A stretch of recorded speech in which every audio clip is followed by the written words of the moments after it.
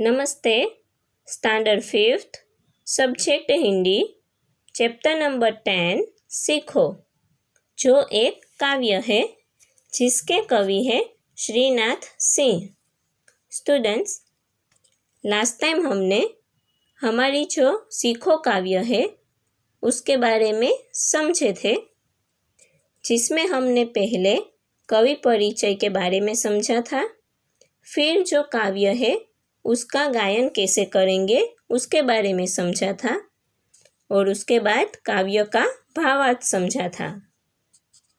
और इस काव्य के भावार्थ में हमने ये सीखा था कि हमारे जीवन में कैसी भी मुश्किलें आए, हमें हमेशा उसका सामना करना चाहिए और जीवन में आगे ही आगे बढ़ते रहना चाहिए। जिस तरह ये प्रकृति की जो सौंदर्य है वो प्रकृति के साथ किस तरह आगे बढ़ती है उसे हमारे जीवन में उतारना चाहिए और सबको खुशियाँ ही खुशियाँ बांटनी चाहिए।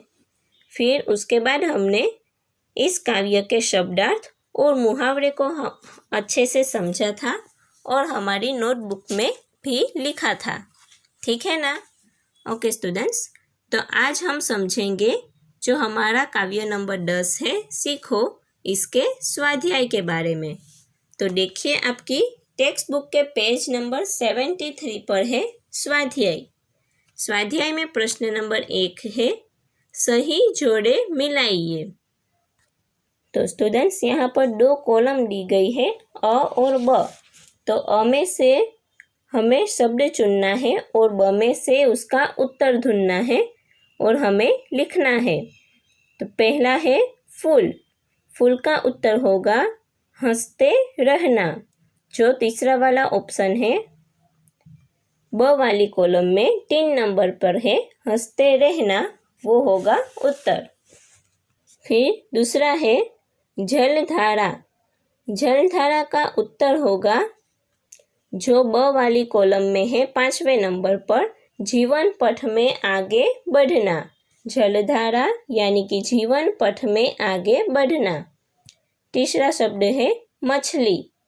मछली का उत्तर होगा ब वाली कॉलम में 1st नंबर पर है स्वदेश के लिए तड़प कर मरना। मछली का उत्तर है स्वदेश के लिए तड़प कर मरना। चौथा शब्द है पृथ्वी। पृथ्वी के लिए उत्तर है जो ब वाली कॉलम में है 6 नंबर पर, सेवा करना। पृथ्वी का उत्तर है सेवा करना। और 5वां है धुआं। धुआं का उत्तर है ब वाली कॉलम में दिया गया है 4थे नंबर पर, उन्नति करना। धुआं का उत्तर है उन्नति करना। ठीक है, तो इस तरह हम अ वाली कॉलम को ब वाले कॉलम के शब्दों के साथ जोड़ेंगे और हमारी नोटबुक में लिखेंगे। अब देखिए प्रश्न नंबर 2, निम्नलिखित प्रश्नों के उत्तर लिखिए। इसमें जो प्रश्न है इसके उत्तर हमें लिखने हैं। तो पहला प्रश्न है, दुख में हमें क्या करना चाहिए? दुख में हमें क्या करना चाहिए? उत्तर होगा दुख में हमें हिम्मत नहीं हारनी चाहिए और दुख में हमें धीरज रखनी चाहिए। दुख में हमें हिम्मत नहीं हारनी चाहिए और दुख में हमें धीरज रखनी चाहिए।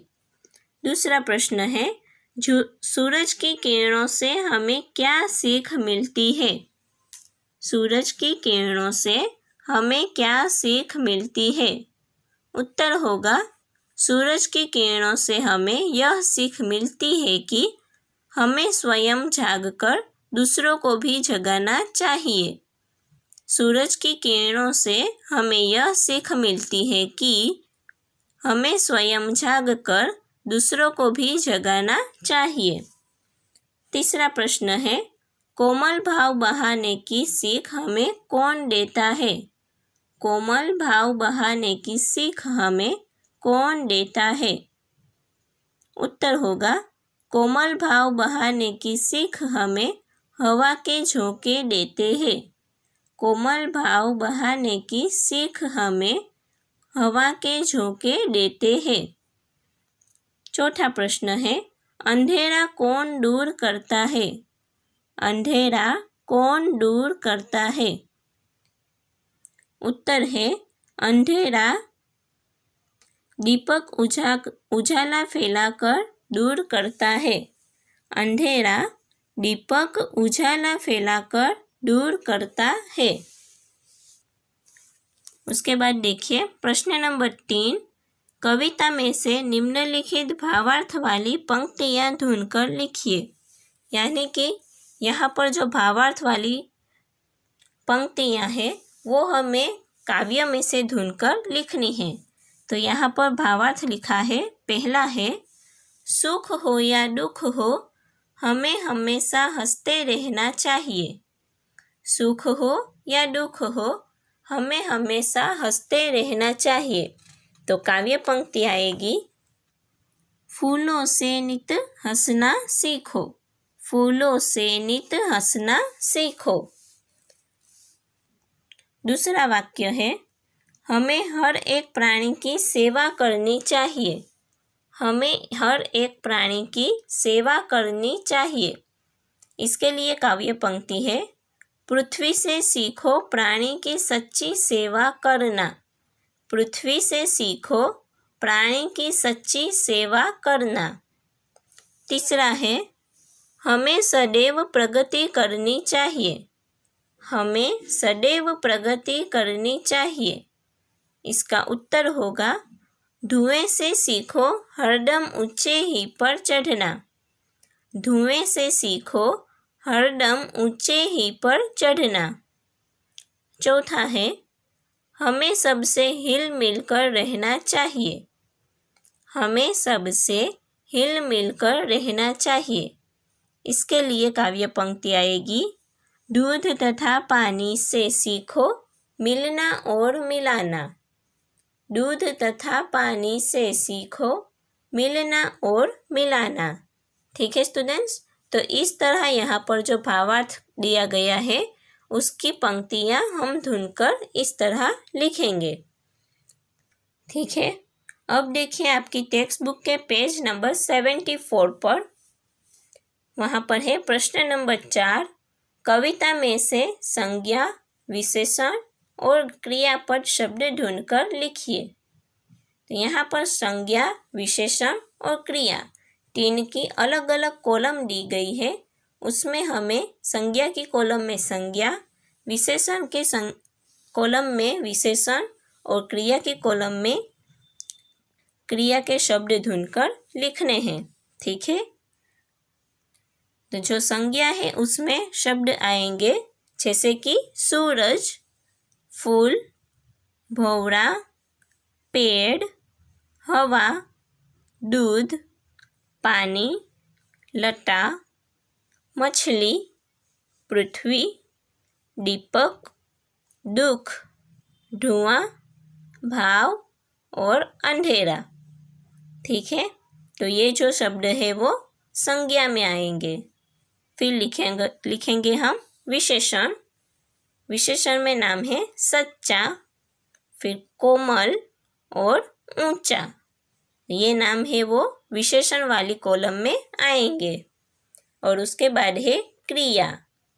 क्रिया में होगा गाना, चढ़ना, गले लगाना, बढ़ना, झुकना, मिलना और जगाना। ठीक है, ये जो शब्द है वो क्रिया की कॉलम में आएंगे। तो इस तरह हम विशेषण, संज्ञा, विशेषण और क्रिया के शब्द ढूंढकर लिखेंगे। अब देखिए 5वां प्रश्न है, आपने उपयुक्त कोष्ठक में विशेषण और क्रिया के जो शब्द लिखे हैं उनका वाक्य प्रयोग कीजिए।